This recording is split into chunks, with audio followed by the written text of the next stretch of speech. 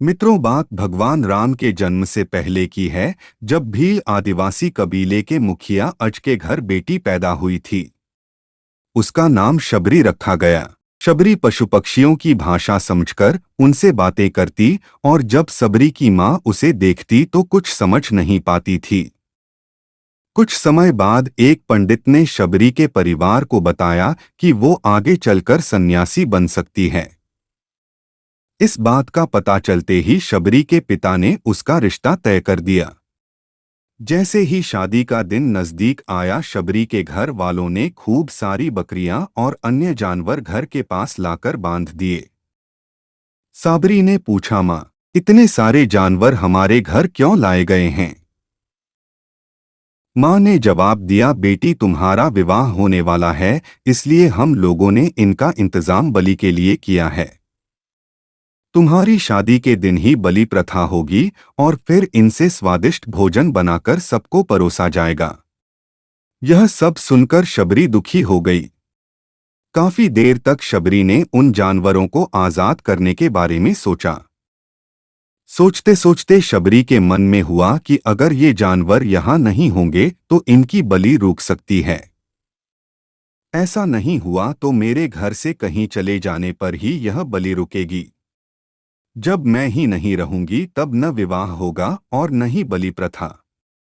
इससे मासूम जानवर बच जाएंगे। इसी सोच के साथ जानवरों को रखी गई जगह पर सबरी पहुंची।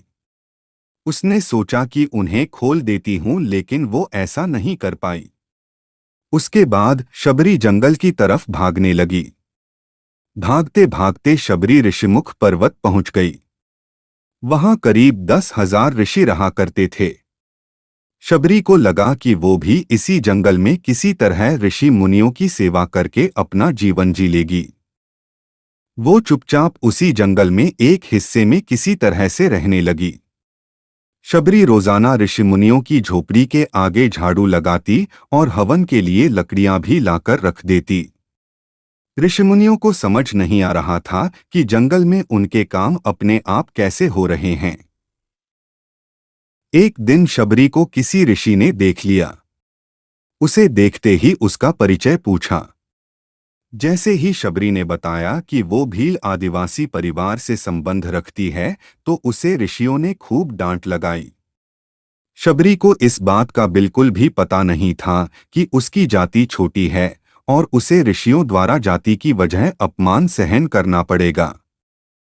इतना सब होने के बाद भी शबरी हर ऋषिमुनि के दरवाजे पहुंचती और उनके आंगन में झाड़ू लगाकर उनसे गुरु दीक्षा देने के लिए कहती। हर कोई शबरी को उसकी जाति की वजह से अपने आश्रम से भगा देता था। ऐसा होते होते काफी समय बीत गया। उसके बाद शबरी मतंग ऋषि की कुटिया में पहुंची। वहां पहुंचकर मतंग ऋषि को सबरी ने बताया कि वो उनसे गुरु दीक्षा लेना चाहती है। उन्होंने खुशी खुशी उसे अपने गुरुकुल में रहने दिया और भगवान से जुड़ा ज्ञान देते रहे। शबरी ने भी अपने गुरु मतंग ऋषि की सेवा करने में कोई कसर नहीं छोड़ी। वो गुरुकुल के भी सारे काम करती थी। शबरी से खुश होकर मतंग ऋषि ने उसे बेटी मान लिया था। समय के साथ मतंग ऋषि का शरीर बूढ़ा हो गया। उन्होंने एक दिन शबरी को अपने पास बुलाया और कहा, बेटी, मैं अपना देह त्यागना चाह रहा हूं। बहुत साल हो गए इस शरीर में रहते रहते। शबरी ने दुखी मन से कहा, आपके ही सहारे मैं इस जंगल में रह पाई हूं। आप ही चले जाएंगे तो मैं जीकर क्या करूंगी? आप अपने संग मुझे भी ले जाइए, मैं भी देह त्याग दूंगी। मतंग ऋषि ने जवाब दिया, बेटी, तुम्हें चिंता करने की जरूरत नहीं है। राम तुम्हारी चिंता करेंगे और ध्यान भी रखेंगे। शबरी ने राम का नाम सुनने के बाद पूछा, वो कौन है और उन्हें मैं किस तरह से ढूंढूंगी? मंतग ऋषि ने बताया, राम कोई और नहीं, भगवान हैं। वो तुम्हें सारे अच्छे कर्मों का फल देंगे। तुम्हें उन्हें ढूंढने की कोई जरूरत नहीं है। वो एक दिन खुद तुम्हें खोजते हुए इस कुटिया में आएंगे और तुम्हें उनके हाथों ही मोक्ष मिलेगा। तब तक तुम इसी आश्रम में रहो। इतना कहते ही मंतग ऋषि ने अपना शरीर त्याग दिया। शबरी के मन में मंतग ऋषि के जाने के बाद से एक ही बात थी कि भगवान राम स्वयं उससे मिलने आएंगे। वो रोज भगवान राम से मिलने के लिए बाग से अच्छे अच्छे फूल लाकर पूरा आश्रम सजाती और भगवान के लिए बेर तोड़कर लाती। भगवान के लिए बेर चुनते हुए शबरी उन्हें चख लेती थी ताकि भगवान वो सिर्फ मीठे बेर ही दे। रोजाना शबरी इसी तरह भगवान के दर्शन की आस में फूल और बेर इकट्ठा करती रहती थी। इसी तरह इंतजार में कई साल बीत गए। शबरी का शरीर एकदम वृद्ध हो गया। एक दिन आश्रम के पास के ही तालाब में शबरी पानी लेने के लिए गई। तभी पास के ही एक ऋषि ने उसे अछूत कहते हुए वहां से भागने के लिए कहा और एक पत्थर मार दिया। वो पत्थर जब शबरी को लगा तो उसे चोट लगी और खून बहने लगा। बहते हुए खून की एक बूंद उसी तालाब के पानी में गिर गई। तभी पूरा तालाब का पानी खून में बदल गया।